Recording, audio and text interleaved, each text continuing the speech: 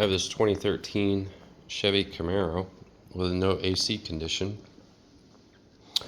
and after some investigation, the blend door is broken. The AC system in this car is completely fine, and there's a couple ways to do this job. If you go to the dealership, they're going to charge you $3,500, $3,000 to $3,500. They're going to want to remove the windshield to remove the dash and the crash bar to get at the air distribution box where the blend door is housed.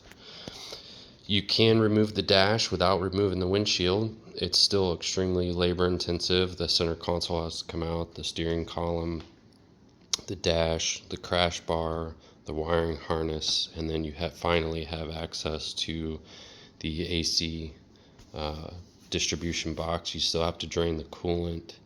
You have to recover all of the refrigerant. It's quite laborious. Another option, it's definitely not my favorite, but totally can understand from an economical standpoint. In different budgets that people have, is to create an access hole in the air distribution box so you can remove the blend door actuator and replace the blend door with a new one. So if we come over here, I'll show you the blend door itself, which is this piece right here. This is the broken part right here, and so basically this door diverts air either through the heater core or through the evaporator core to get the desired output temperature. This is your blend door actuator motor.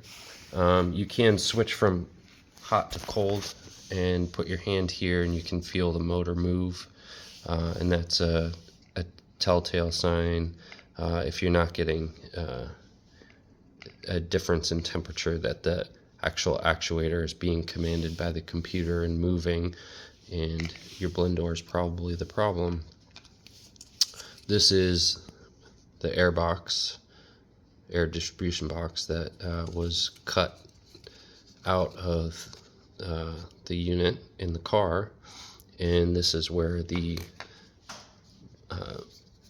actuator motor mounts to, and where the blend door pivot point is right there. So in looking for a replacement part, I was a little skeptical to go back with a OEM part. Found this company, Blend Door USA, that makes an all aluminum replacement. Was expecting a very thin flap, and was pleasantly surprised when this arrived. Looks like an 1/8 inch. Very nicely machined. This part's gone through quite a few machining processes to create it, and just very impressed with it overall. So encourage anyone to consider their options, to maybe look at that. But I was very, very impressed with that. So when cutting this part out, a couple of the YouTube videos that I had seen talked about using X-Acto knife and a blowtorch or micro torch. I only have a propane. And when I got in there and started looking at it, I didn't really like that option, and thought maybe a hot knife would be a better solution. And I don't own one, so I started looking around at what I had on hand, and I have a pencil soldering gun and a bunch of different tips. So I took the most blade-like one that I had, and I took it into the die grinder, bench grinder, and flattened it out a lot, so it was really thin, and it could make really precise cuts and just cranked up the temp and just kind of motored along here and cut this whole thing out, and worked pretty well. And made pretty clean cuts. This has been cleaned up and scraped all the flashing off and stuff like that. So and then I think it's important that you keep the actuator mounting locations and the alignment pin along with the pivot point together with the two mounting bolts up into the air distribution box. So these actually mount inside the vehicle, and this whole piece is will be very rigidly mounted and be able to handle the torque of the actuator motor moving back and forth on the blend door. So I wouldn't try and make this cut a little bit smaller or to try to exclude one of these mounting points because it'll create a lot of flex, and I think this is a better way to cut this out, and this is the way that the videos I've seen do it as well. So but just to be careful, because when you're trimming, you do encroach into the heater core.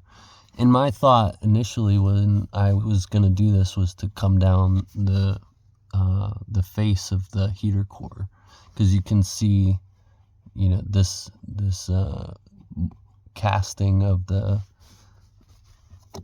air distribution box, so you can kind of tell where the face of the heater core is. But you can't really cut this any different, unfortunately, just because of the way that the alignment pin and the mounting holes for the blend door actuator motor are located.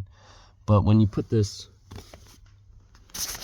back in, you can touch this with the solder gun or solder pencil and some little pieces of fragments of plastic, and you can kind of weld this back to the case.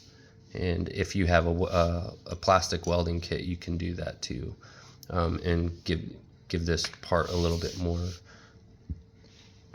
rigidity when it goes back into the case. But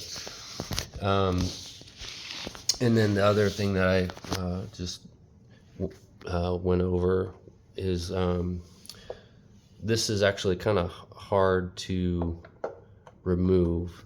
So what I did is I took the bolts off of this footwell air distribution tube, and then I was able to unplug the BCM and slide that out, and then remove this plastic case just with these two tabs here. It slides down and out pretty easy, and then this air tube is really easy to come out after that.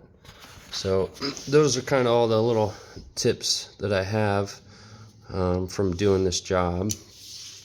And if anything else comes up, I might make another little YouTube short to cover them. But good luck.